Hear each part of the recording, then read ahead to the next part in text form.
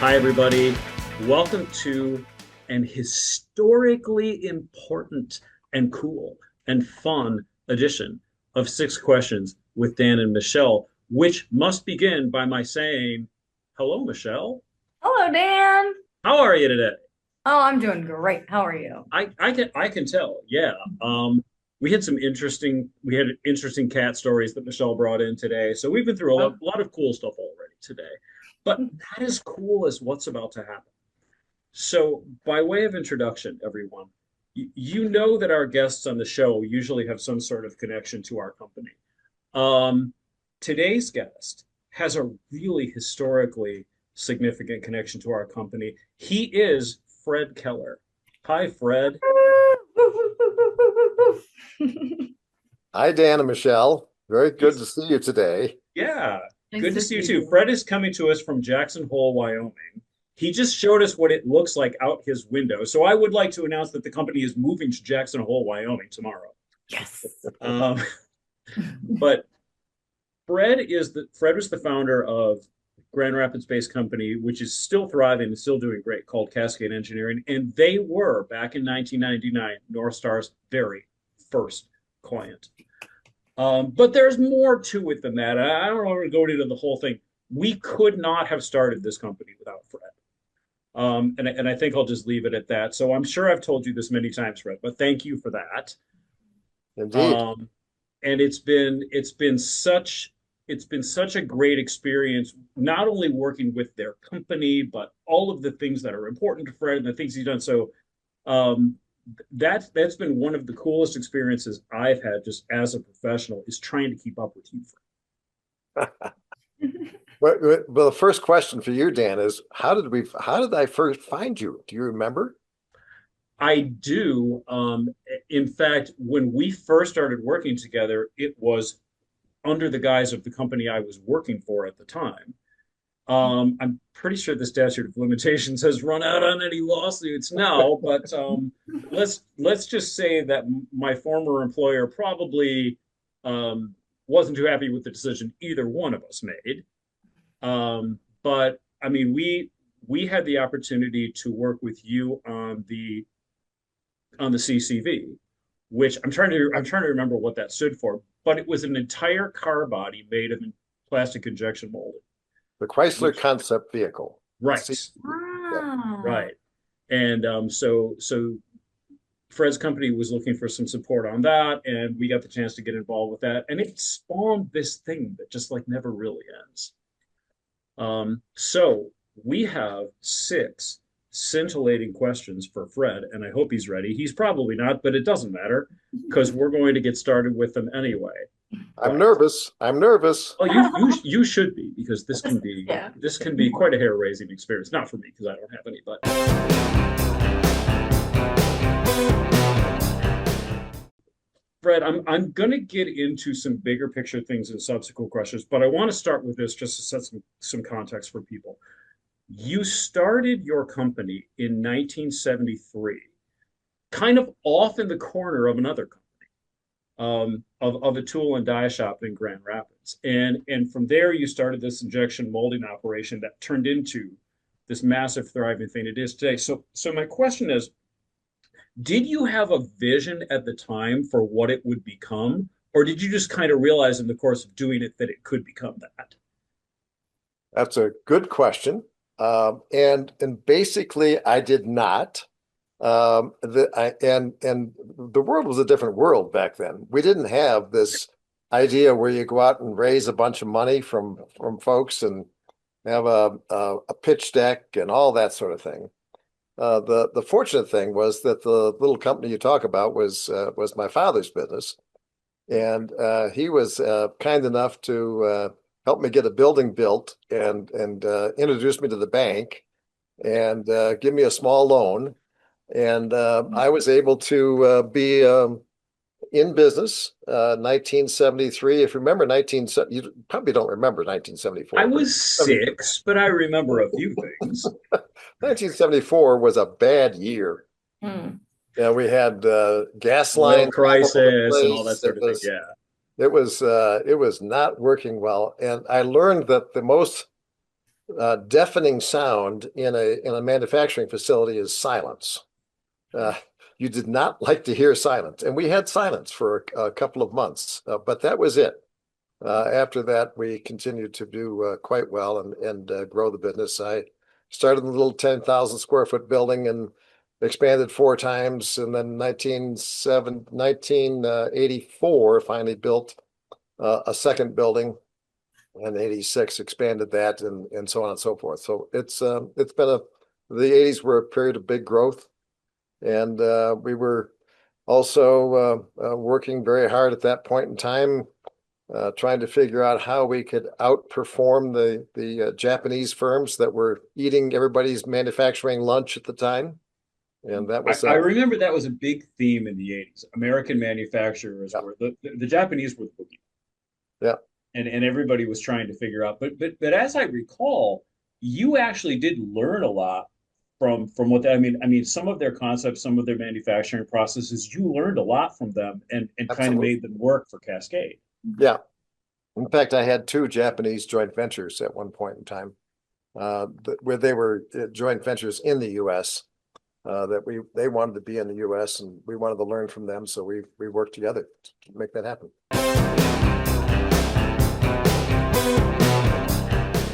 Fred, how do you define success at this point in your life, and how has that definition changed? Yeah, it's good. That's a really great question. One thing that I have learned is that folks who age, and I am one of those aged people, if you do the math, you'll figure out that I'm up there. But they really tend to do one of two things. One is they tend to maybe retire to Florida and look for some enjoyment, or they try to figure out how to um, do something different because they've been retired. And that's often hard to find that kind of sweet spot. But I like to say that my life has been evolving over the decades. I started when I started my company. I was thinking about making the enterprise work and how to work that with the family and all the challenges you have with spending 18 hours a day in work and some time with the family, and then you got to get sleep and something else. So it was focused on the enterprise. And as Dan recalled, in the 90s, we had a chance to really start thinking about how do we impact community, and that's what you helped me with a lot, was understanding how we might be not only facilitating our work in community, but also how do we maybe be an inspiration to folks in the community, and because we were doing some pretty remarkable things. You remember we were honored at the White House for our welfare to career program, and I that know. was I got to go with you. It was awesome. yeah, it was pretty remarkable to be able to have that kind of recognition and to be able to perhaps be inspiring to some folks along there. But in my retirement years, what I'm finding is I like to move beyond that to the system level. And right now, the systems that are really most interesting to me are our economy, because I think we're in a really kind of a real different spot from an economic standpoint, and our education system, and they're related. But the idea that we've got AI coming at us is such a great force, and is in an ability to have two things happen. One is we really get content is much more ubiquitous. Some people call it democratic, because it's now everybody can have access to content that they didn't have before. It's also somewhat evenly distributed from the cost standpoint, so it's relatively inexpensive for people to have all the content they need. So education becomes totally different. And my thought there is that we need to flip what we've been judging as important in education, which has been content. But now we're going to say the most important thing about education, which the employers have been saying for quite a long time, is life skills. your critical thinking skills, presentation skills, being able to connect with people, work with teams, etc. Those are so important, and yet we don't teach that. And so how do we flip our education system away from content to life skills? I think that's the big challenge. Yeah. In the economy, we've got a situation where we've been practicing for the last 4 decades, 5 decades, this concept of let's just let our free enterprise system work and it will solve all our problems. We don't need to have interventions by the government. And the economists would say there's this old Keynesian versus Hayek approach to this world. And it's a debate that's been going on for 50, 60, 70 years. And Milton Friedman kind of won that debate back in the 70s and 80s. And we've been practicing that. We've been trying it. But the result is we've got way too many families that are experiencing financial stress, constant financial stress. Sociologists would tell us that that's a time when, inappropriate or our desperate behavior takes over, and it's not healthy. I would say that my opinion is that's kind of driving our politics today. That we've got so many people that are just not able to make it in today's world. Yeah. A book by Michael Sandel, a Harvard professor, talks about the idea of the tyranny of merit, he calls it, and the idea that meritocracy is will always work. That's what we think the American dream is, and now we find that you can be working very hard, doing your very best, and you still can't make enough to make ends meet. So that's the economy that needs fixing. That's my big priority right now. Yeah, Fred, I agree with you. I think the more that we keep digitizing, especially with children, I mean, they're coming up into that world where we're seeing kids so quickly, I mean, glomming onto phones, glomming onto computers, those life skills like communication, it's getting further and further away. The people are, kids are starting to think, oh, well, you communicate and all you have to do is text, or video call, and you're not getting those face-to-face interactions or having to deal with uncomfortable feelings sometimes when you're communicating. And it's so important that we really keep that at the heart, because I mean, we drive this world. It's people that drive it. Yeah, absolutely. Yeah, it's a the AI is I think it's such a fascinating time. The idea that in today's world we can think of this as a crisis, and in many respects it is. We're at crisis levels in many directions, but it's also the potential for a catalyst for change. Yeah. And I think that is that's the exciting thing about this point in time. That's how I get excited. I don't know how many more decades I've got, maybe a couple. But if we got, in my mind, that just drives me to try to make this change happen quicker.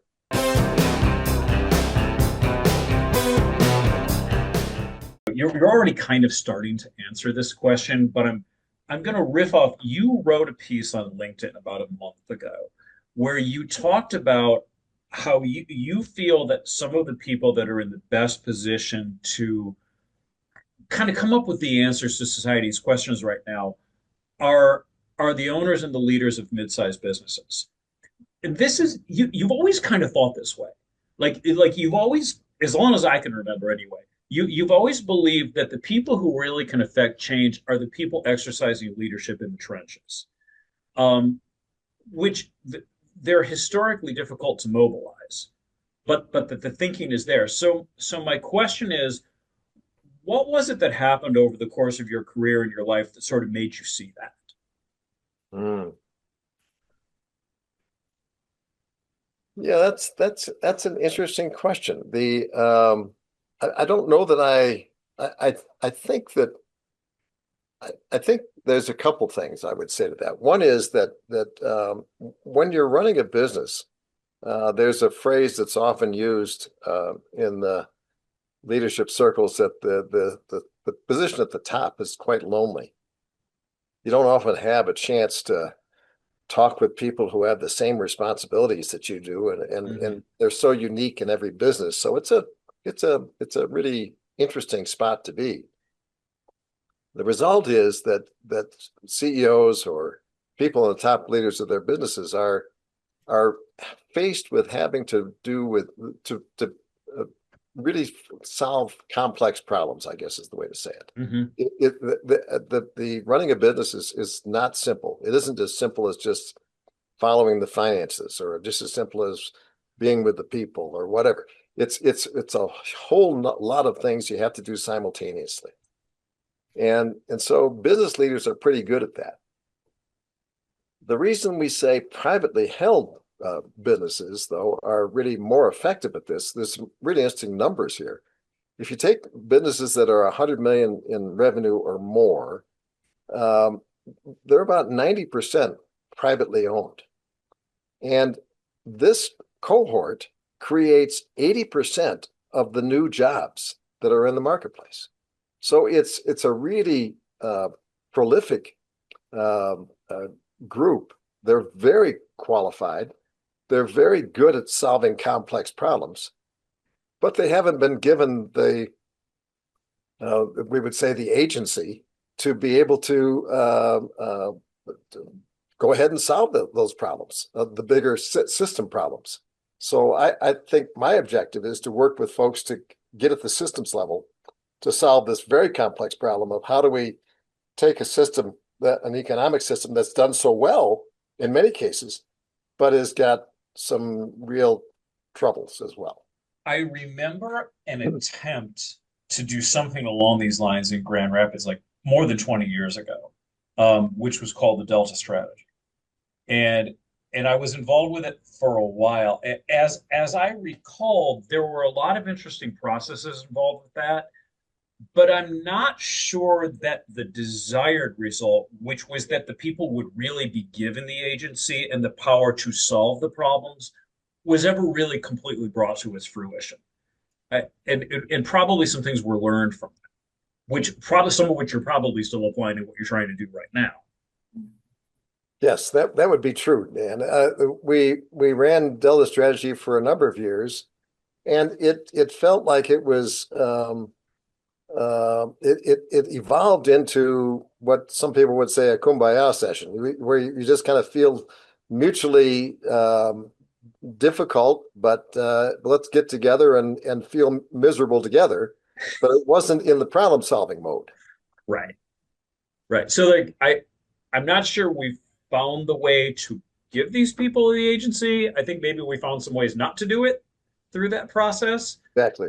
But it's just like, I mean, we were just trying to solve a problem the other day. And like we spent like 2 hours on something and it wasn't the answer. And I said, well, okay, so everything that didn't work, you can cross off the list and it gets you that much closer to the thing that does. And I think it's like this with what you're talking about too. The answer is there. Yep. If anybody can figure it out, it's probably you. But it's hard work. Well, we're raised thinking that we can just if we just had a good plan together, everything would be fine. And my latest mantra is plan less, iterate more. And as you know, if we just try some things and experiment with them, um, the notion that we can have, if we just would have the right governor or the right president or the right representative, everything would be fine, is just not going to work. No, because they're always a product of the society itself. Yeah. Yeah. And their real objective is to be elected and to be in power, Yeah. and Not to solve problems. not to solve problems. And they kind of rely on their the constituency, or they rely if they want to have a problem solved, they ask the lobbyists to write the solution for them, which I'm not sure makes a whole lot of sense.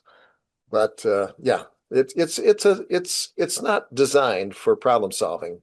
It's designed for adopting and adapting rules and regulations that maybe will be helpful.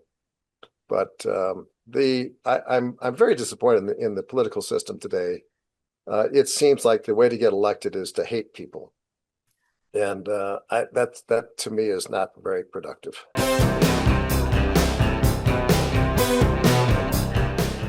All right, Fred, is there maybe a personal belief or a motto that you live by that has stayed consistent throughout the years? Yeah. I think the most empowering thing or most energizing thing for me to think about is how do we make the world a better place for everybody? And I'm kind of dismayed that we are still have a world that's kind of so self-interested. And we get everybody saying, I if you take care of me, I'll be fine. I think we should try to figure out how do we make it fine for everyone. And that could get into international politics. It could get into the local school district.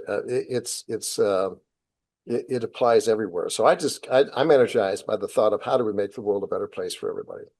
Yeah, that resonates with me. I'm in my 30s, but I tend to be a very kind and loving person. Mhm. So I find that when I go out or when I meet new people, I'm almost hit with this kind of pushback that being that way is naive. Mm, yeah. And I'm not sure where that stems from or why everyone's gotten so hardened and self-interested that this concept of just to love is like it's foreign. Mm, And it's very sad. yeah. Which maybe explains why the kind of vision of the world you're talking about is like, in theory, absolutely, of course. And yet the corruption of human nature makes it almost impossible to realize it. Yeah. Doesn't mean it's not worth trying, but that's what Michelle experiences, and that pushback against, because she absolutely is that way. I know that for sure. Um, but it's like you can't expect many people to affirm that. That's Yeah. kind of not where humanity is. Or even, I had moved to a new place in Detroit, and the very first day that I'd moved there, a neighbor 4 houses down, his whole roof was on fire. So I started a GoFundMe page, and next thing I know, the whole neighborhood is gossiping about me. Who is this person? She's just trying to steal money. I can't, and I had to, meet many people and say, no, I'm your neighbor and I'm here to help and I'm here to love. That's just who I am. I would never do that. But that's an awful thing that happened. And it's just it's so quick for people to say, well, that's not like some, why would you help? What do you want? I don't want anything. I want to help you. Mhm. So I'm not sure where that's come from, but I've seen it a lot. Yes. Yeah, Yes. it's kind of a core cynicism that pushes very much against what we're talking about. Yeah. Yeah. I think there's a nature nurture question there. Is our society telling us that? I mean, the whole social media thing can get so creepy with negative comments that I'm not sure whether that is whether we should blame the social media for that, or whether we should blame the inherent nature of people to do that, or is it what we grew up with? I mean, schoolyard bullies and all of that. How do we how do we how do we how do we get to a root cause of that? If that was a desire to understand that better, that's a great question for the sociologists. You need to have a sociologist on the show. Oh, I would love that. I don't know if we know any sociologists, but we'll start looking.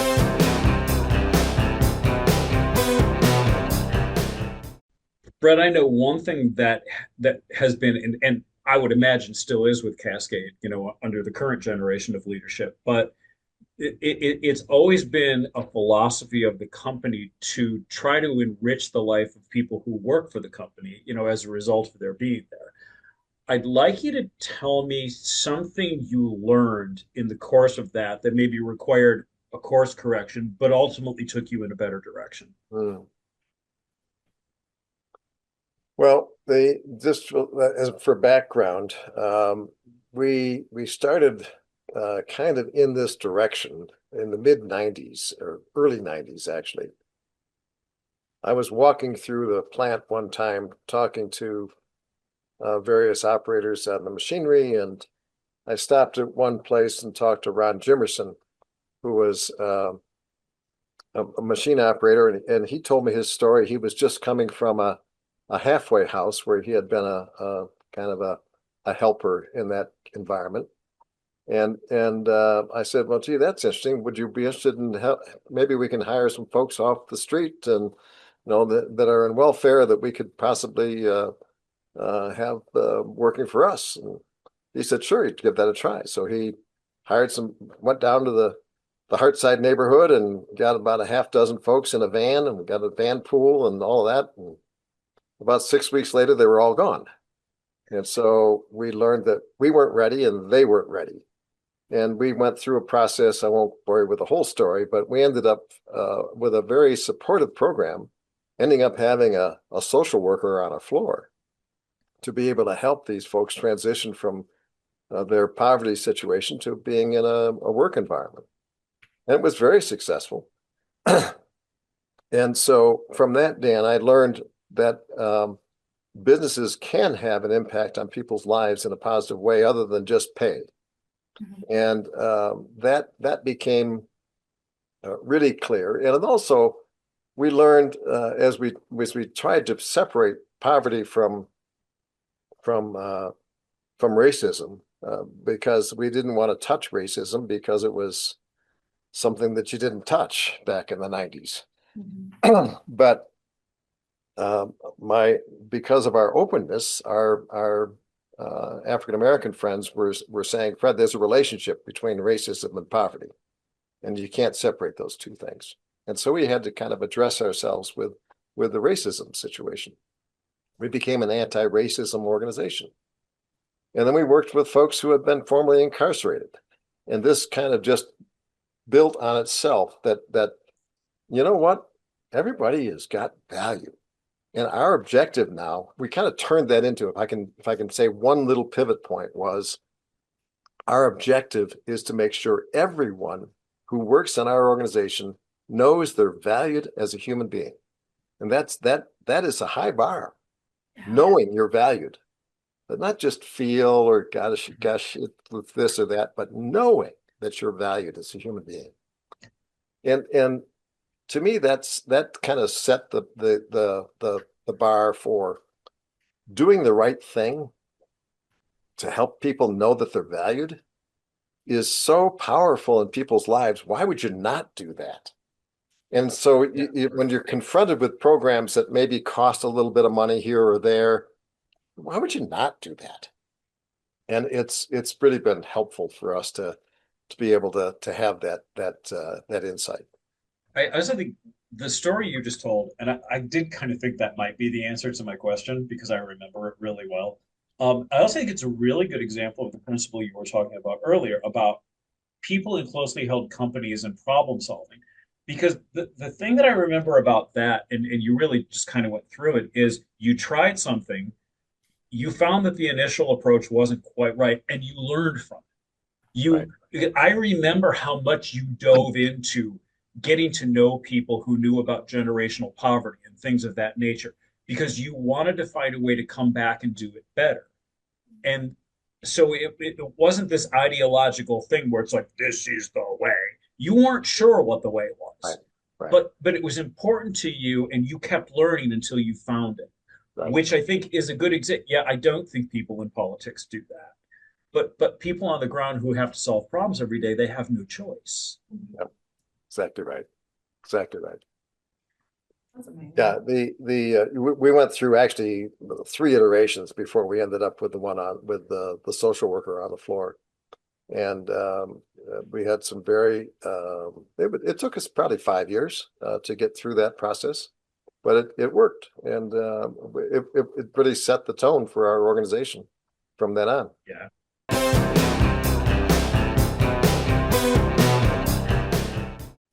All right, Fred, what is your favorite part about being a father?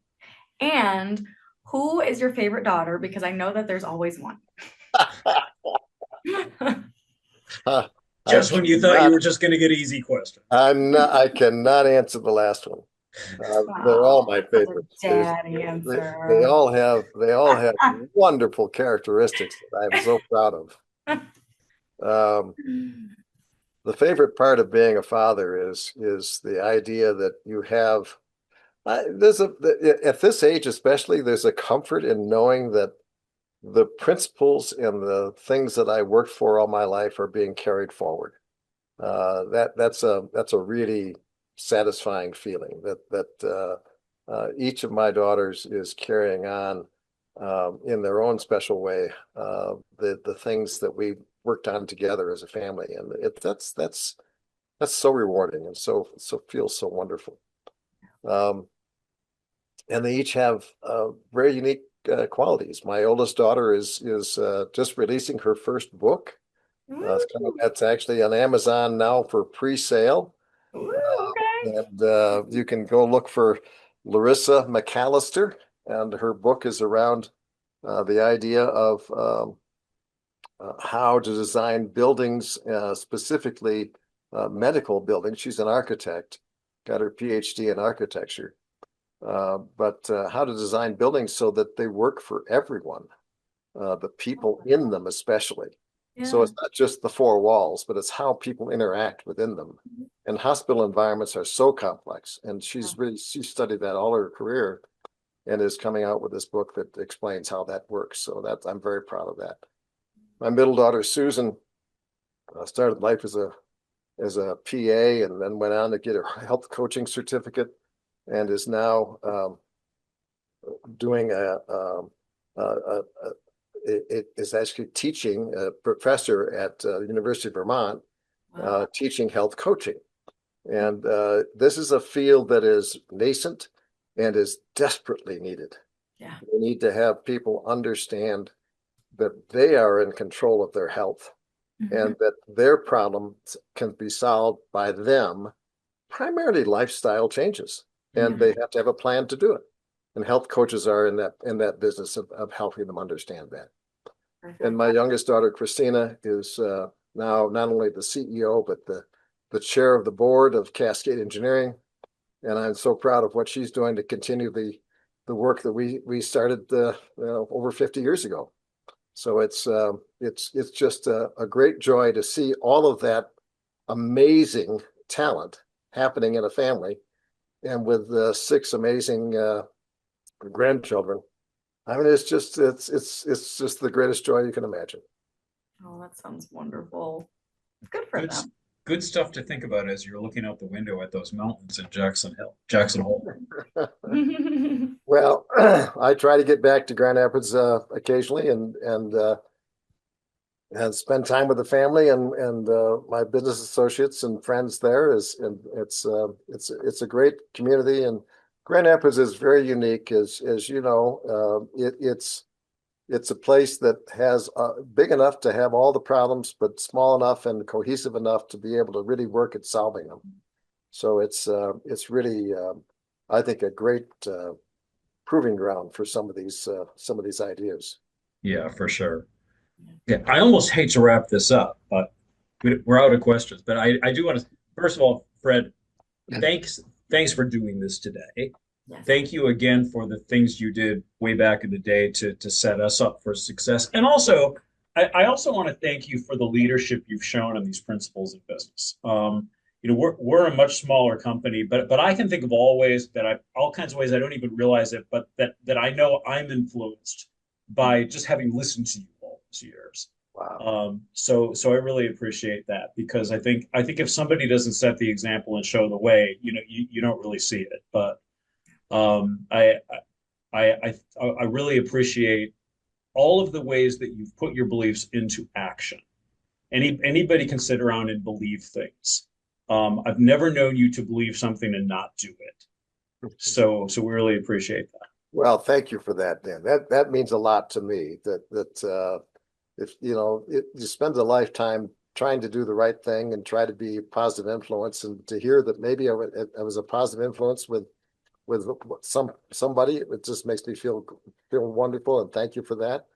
And thank you for your help. I mean, I just we learned a ton together, and We did. it was really great for me to be able to understand the power of we thought it was PR, but it's the power of understanding how to explain a story and how to explain it in a way that makes sense to folks as opposed to just preaching it or stating it or whatever. But the idea that it would be received by people in a very effective way is what I learned from you, and I thank you for that. Well. Thank and I do think I mean that was a team effort too because in fact the most critical way that our company has evolved because we haven't even called ourselves public relations for a long time. We're North Star Marketing Content because it's just what you said. It's really helping people to understand something. So it's content that's more substantive. And I think I don't know, maybe I'm still trying to find like more clients like Cascade Engineering where there is that substantive story and it's worth the effort to tell it and read it. But I mean that's what we do Yeah. and you got us started on that path. So it's been a great experience. Thank you so much. All right, Michelle, thanks as always Of for course, co-hosting. every time. Um, Fred, thank you for doing this, and everybody, thank you for watching this epic and historic edition. We'll see you again this time next month for another 6 questions with Dan and Michelle. See ya.